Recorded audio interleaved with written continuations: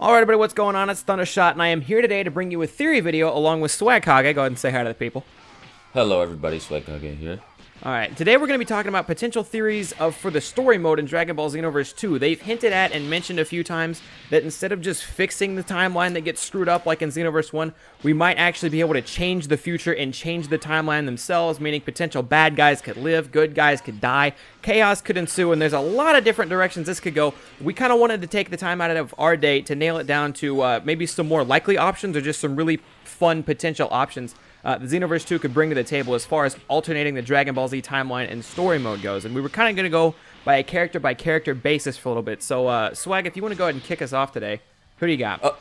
Yeah, actually, so like you said, we're going to go character-by-character basis, talk about particular characters and then other characters surrounding them. So the first one that was really, shown off and talked about when the whole change the future, change the past thing was revealed was Future Gohan. They show the scene in the trailer where Trunks walks up to Gohan and, is crying and all that, and then they say something. Oh, what was the line in the trailer? It was something about. Oh God, I don't have the line memorized now. Yeah, but I'm pretty sure everyone knows what we're talking about, where it's your own past, something like that. And there was also a scan talking about the ability to perhaps change the past, present, future, and all that. And we've seen examples of this, particularly, again, with Future Gohan. There's actually a screenshot with Time Patrol Trunks and the custom character talking to Future Gohan. So it's very possible that you'd be able to save him from his death at the hands of the androids, which drastically change the android saga, because, he might go back in time with you and Trunks. Trunks might not still be alive. Trunks might be more powerful. Stuff like that. I mean, the amount of changes that could happen just with Future Gohan being alive would be crazy. Maybe he gets Super Saiyan 2. He goes in the time chamber in the past, trains with Piccolo. Who knows? It would be ridiculous. And it'd be cool to see Future and Teen Gohan meet one another, too. It would change that timeline drastically as well. Well, yeah. I mean, until Black Goku shows up, but I doubt Xenoverse 2 is going that far. But. Well, with DLC, it might, and honestly, if they do keep Future Gohan alive for the Black Goku thing, I doubt they will, but if they do, that'd be really cool to see. It would, but in theory, they're still both weak in comparison, depending if Trunks didn't train up that, a whole lot. I don't know. The Black Goku gets a little far out there, but to move back to the main timeline, you want to talk about Captain Ginyu for a minute? Yeah, Captain Ginyu also, he has his body change ability, and so, I mean, in Xenoverse 1, they even played around a little bit with this, when you first meet Captain Ginyu in Xenoverse 1 story mode, he's in Vegeta's body, and Goku's just, baffled by this. He's like, what happened? And it's very possible, since we see more than just the Ginyu Force and Frieza on Namek, we see other characters on Namek we'll get into later, but it's very possible for Captain Ginyu to change bodies with any one of these people, and so that would be cool. Maybe in the revival of F Arc later on, since he changes bodies with Kagama, he might change bodies with somebody else who's around there. I'm not quite sure, but it's cool to think about the ability for Dimps to play around with Captain Ginyu's body. Captain Ginyu is always a wild card, especially in these games. He can really do anything. They played up a lot of the evil Goku aspect with Captain Ginyu in the first Xenoverse, but yeah, you brought up definitely. the Namekian Saga, and the Namekian Saga can actually get crazy, because not only do we have the Ginyu Force on there and Frieza like normal, but what we've seen so far on Namek, in trailers, in cutscenes as well, we've seen Turles and Lord Slug with fruit from the Tree of Might, both of them, and we've seen Cooler, and I'll talk about Cooler in a minute. But that whole thing, that's a lot of, just a whole throwing the entire Namekian saga for a loop. But to get back to Turles and Lord Slug, I don't have a whole lot to say about these guys. We don't know a whole lot, other than that we see them both in their evil or timebreaker quotation marks form, which we'll talk about later. We see them both in evil forms, meaning they've been possessed by Toa, just like everybody was in the first Xenoverse game. And they have the Fruit Tree of Might. So in case you guys don't know, them being evil gives them a small power-up. I don't think it's super significant. Maybe it is. Again, we'll talk about Timebreaker later on. And then on top of that, the fruit from the Tree of Might makes them a lot stronger. And if they wanted to get real crazy with this, if Dimps wanted to go completely wild with this, Lord Slug and Turles both have giant forms. Turles has a Great Ape form, and Lord Slug has his giant slug, or Lord Slug form also. And that could be a really, really insane fight. I don't know if they'll go far enough to make both of them big for a fight. That would just be really insane if they did decide to do that. And I wanted to talk about that. Yeah. Go ahead. Go ahead. Oh, okay.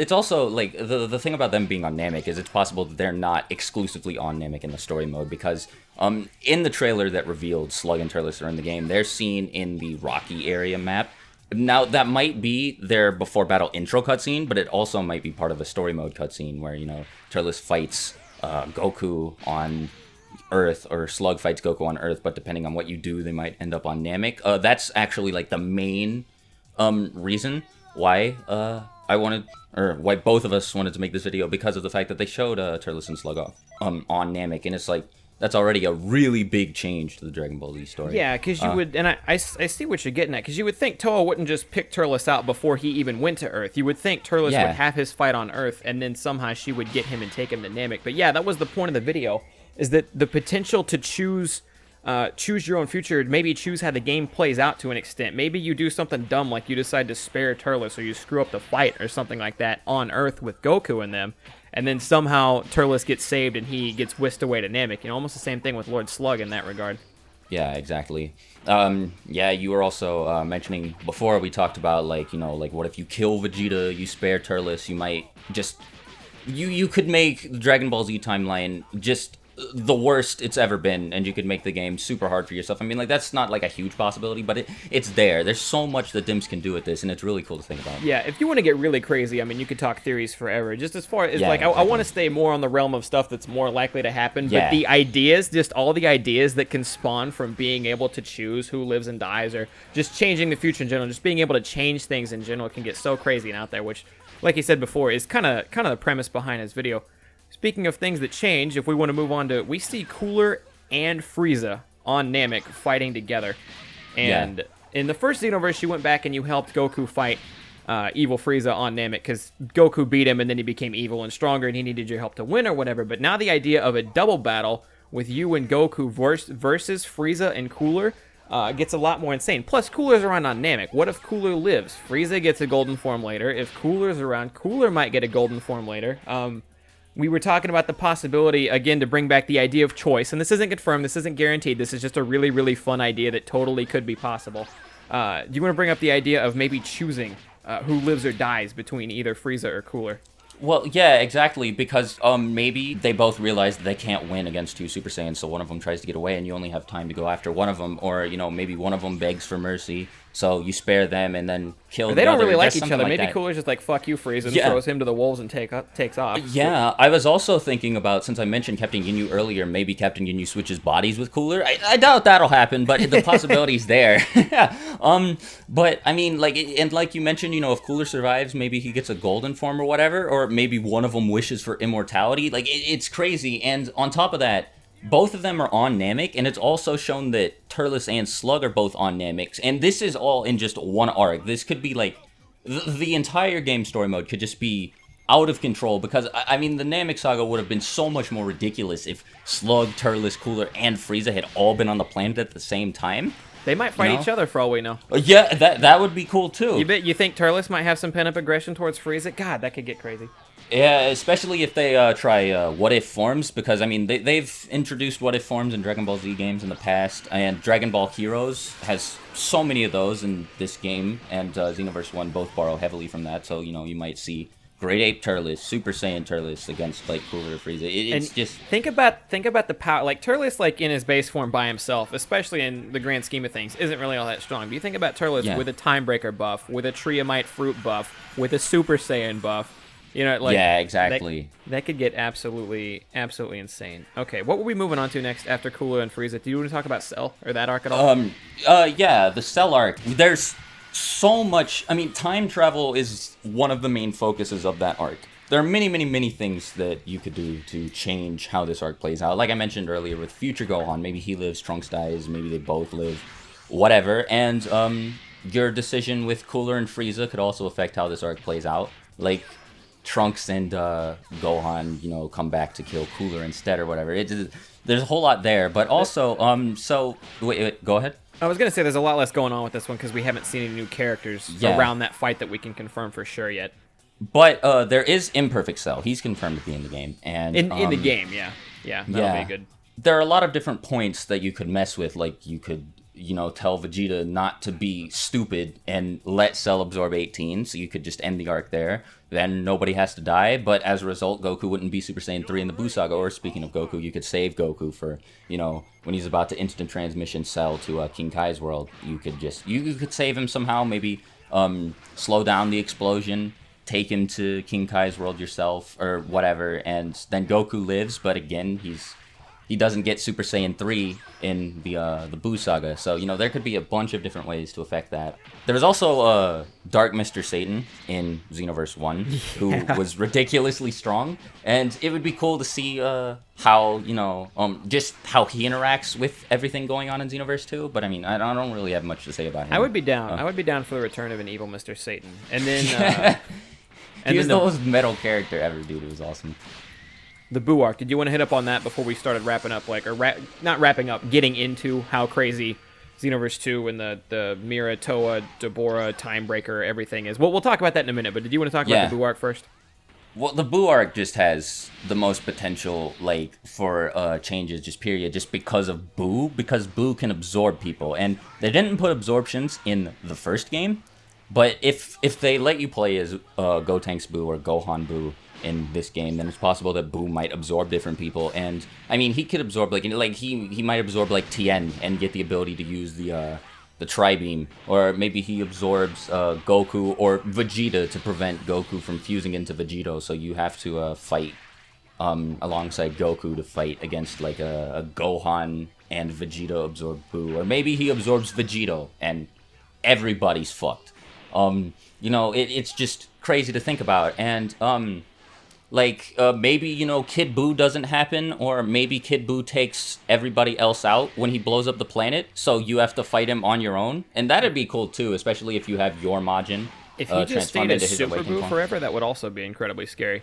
Yeah, I know. If he was just Super Buu with Vegito absorbed and you had to kill him that way. And on top of that, that would actually be crazy because Goku and Vegeta had to pull everyone out of him to make sure that, they were still, they couldn't die as long as they were inside of Buu. So if you kill Super Buu before freeing everybody else, they won't be around in the next arc, that would also be, Yeah. And that was originally going to be, the base of our video right there, was we were just going to talk about, all the potential directions that Dragon Ball could go, and then with the trailers and the characters that we've seen. It was something that needed to be covered because there were so many possibilities. Not needed to be, but it was fun to cover because there are so many possibilities. Yeah. But then this went ahead and popped up today. Timebreaker Bardock, a scan of that just released today. In fact, at the time we're recording this on the 20th. It'll probably be uploaded on the 21st. But at the time we're recording it, I haven't even seen an English version of the scan. It's still just the Japanese version of the scan right now, so I don't know what it says. But Timebreaker Bardock in Xenoverse 2. Would you mind giving us, just on Timebreaker Bardock himself, a little background? He's in online, we think, and he's shown up in Heroes before, and he's incredibly strong. Yeah, Timebreaker Bardock is just the result of not Toa, but Mira using a similar mind control thing to what Toa has. And on that note, if Mira is the reason for Timebreaker Bardock being a thing in this game, that means that Mira had to survive, or Toa had to rebuild Mira, or just whatever. But Mira uses a sort of mind control and turns people into Timebreakers. He also does the same thing to Zarbon, Dodoria, Kui, all of Frieza's other minions on Namek. But so Timebreaker Bardock has the ability to initiate mind control on his own, and he's also incredibly OP. He takes on Super Saiyan 4 Gogeta, a bunch of Time Patrollers, and just a bunch of other people all at once in his base form. And he has a Great Ape transformation. Is it's that in ridiculous. Heroes specifically, or was that in online as well? I don't recall which one it was from. It could be from either or. I'm sure if you look in the comment section, someone is going to clarify. But yeah, go ahead. If you know the answer to any of these questions that we're asking in the comment section, please feel free to go nuts. This is where stuff gets really, really kind of shaky between... Xenoverse has a lot of characters that were in Dragon Ball Online, but they don't necessarily... The continuity isn't exactly the same. For example, I believe in Dragon Ball Online, Toa made Mira, but they're also husband and wife or something, whereas she always treated him more like a thing in Xenoverse. So then Mira's ability to mind control other people, when it always seemed like Toa kind of had him mind controlled, and then he can do these Timebreaker things. Is Timebreaker, because you guys have seen the infinity symbol on the heads of the villains or the good guys or whoever that are taken over. In the Xenoverse 2 trailers, for example, Janemba has the infinity symbol. That's supposed to be the Timebreaker symbol. Is that the exact same thing as what Toa was doing in the first Xenoverse game? Because the symbol wasn't there then, they just became evil, but it was the same weird purple aura. Or are they going to pretend like that's the same thing and like we just didn't see the infinity symbol the first time around? Or is this like an even more beefed up version of that? It's kind of weird. And then they also left Deborah out entirely in Xenoverse 1, but he plays a huge role in the online realm at least. Do you know more about that?